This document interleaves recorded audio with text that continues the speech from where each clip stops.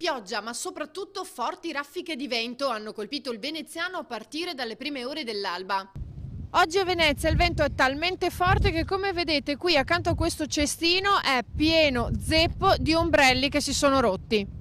Decine le persone che hanno dovuto cestinare gli ombrelli divelti dalle raffiche che hanno spezzato numerose piante, antenne e alberi, riversandosi anche sulle strade e mettendo in difficoltà la circolazione. Oltre 50 gli interventi effettuati dai vigili del fuoco. Molte le segnalazioni di barche rovesciate. A San Giuliano si è ribaltato un mototopo carico di bibite. Difficile il recupero da parte dei sommozzatori a causa del vento e delle onde che hanno ostacolato anche il movimento dei vaporetti come questo, che ha fatto non poca fatica nelle manovre. Alcuni sono stati addirittura costretti a fermarsi perché le onde non permettevano di andare avanti, e tra chi assiste c'è qualcuno che ne approfitta per evidenziare un aspetto che affligge Venezia da troppo tempo, quello del moto ondoso. Corrono troppo veloci, le barche corrono troppo veloci.